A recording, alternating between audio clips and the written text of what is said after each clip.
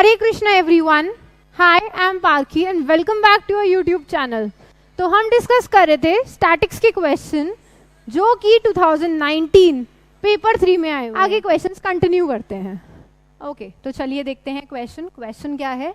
Probability density function आपको दे रखा है और आपको फर्स्ट क्वार्टाइल निकालना है, दैट इज Q1 निकालना है। 2019 में इसी टाइप का क्वेश्चन आया था और आपसे पूछा था डिसाइल बताइए। तो अगेन समझ लेते हैं, क्वार्टाइल 1 है तो 1/4 के इक्वल रखेंगे, क्वार्टाइल 2 है तो 1/2 के इक्वल रखेंगे। अगेन डिसाइल है तो जो भी होगा n/10 के इक्वल रख देंगे, परसेंटाइल है जो भी है तो n/10 के इक्वल रख देंगे। अब यहाँ पे क्या करेंगे, हम इंटीग्रेट करेंगे fx dx को, जो भी इनिशियल वैल्यू होगी अप टू जो भी आपको निकालना है, तो हम इसको इसके इक्वेट कर देंगे, सिंपल। तो अभी ये क्वेश्चन देखते हैं, ये आपका कॉन्सेप्ट हो गया कि जब भी आपके पास पीडीएफ दे रखा होगा, दैट इज वो वाली पीडीएफ नहीं, ये वाली PDF, that is probability density function. तो जब भी आपके पास प्रोबेबिलिटी डेंसिटी फंक्शन दे रखा होगा और आपसे क्वार्टाइल पूछा है, मीडियन पूछा है, डिसाइल पूछा है, तो इनमें से चारों में से कुछ भी चीज पूछिए तो आप इजीली सॉल्व कर लेंगे। बस एक कॉन्सेप्ट है कि आपको इसको इक्वेट करना है, जो भी आपको फंक्शन दे रखा है उसे इंटीग्रेट करके। अब इस कॉन्सेप्ट में देखते हैं, fx दे रखा है हमारे पास इतना, तो लेट्स जस्ट सपोज, अब यहाँ पे ये ऑलरेडी 0 दे रखा है, तो 0 से इसको हम सपोज कर लेते हैं क्वार्टाइल 1 को Q1 से डिनोट करते हैं हम, तो इसको ये ले लेते हैं। अब यहाँ पे fx dx is equals to कितना आ जाएगा, दैट इज फर्स्ट क्वार्टाइल है तो 1/4। तो ये हमारे पास इक्वेशन आ गई। सेम रहती है इतना पार्ट, बस ये चेंज हो जाता है इसके अकॉर्डिंग।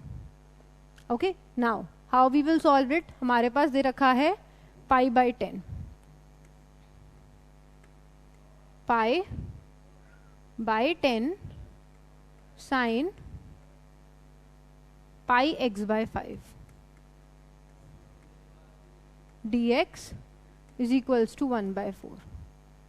ओके, 0 से क्या है, क्वार्टाइल 1। ओके, 0 से क्वार्टाइल 1 है। अब इसको समझते हैं। इसके लिए आपको एक चीज पता होनी चाहिए कि साइन एक्स का इंटीग्रेशन क्या होता है। तो सिंपल सी बात है, साइन एक्स का जो इंटीग्रेशन होता है, यहाँ मैं फॉर्मूलेज लिख देती हूँ जो मैंने यूज करे हैं। साइन एक्स का इंटीग्रेशन होता है दैट इज माइनस का कॉस एक्स।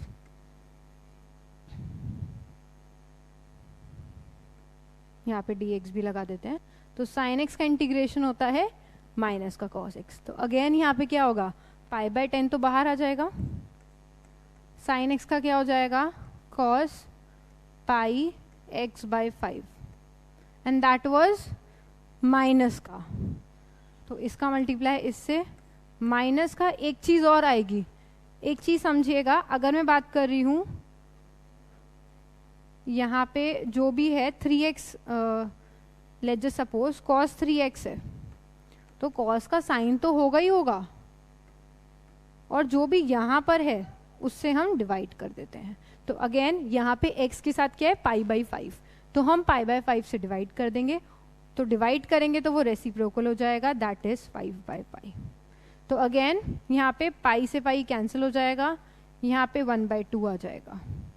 तो 1/2 इंटीग्रेट ऑलरेडी हो चुका है ये, cos πx/5 is equals to 1/4, और ये वैल्यू कहाँ से है, 0 से Q1 तक। नाउ इसको अगर मैं थोड़ा सा सॉल्व करूं, और there was minus as well, तो cos πx/5 की वैल्यू -1/2 है।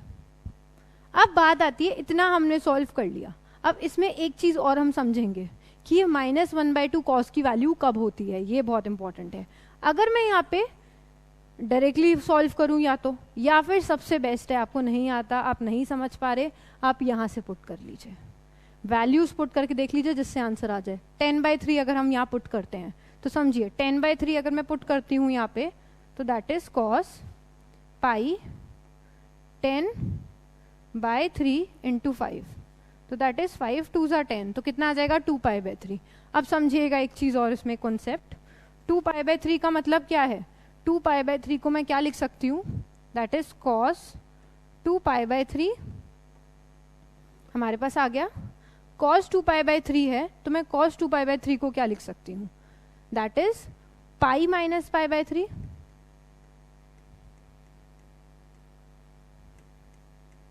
और हमें पता है क्वाड्रेंट की अगर मैं बात करूं, ऑल स्कूल टू कॉलेज, तो सेकेंड क्वाड्रेंट में cos कैसा होता है?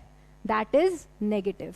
और cos π/3 विच मीन्स 60, तो cos 60 की वैल्यू क्या होती है?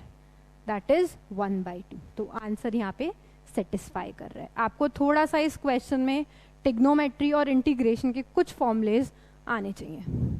तो आई होप इट्स क्लियर। और अगर कोई भी किसी चीज़ में भी डाउट है, इंटीग्रेशन फॉर्मूला या trigonometry, then you can comment.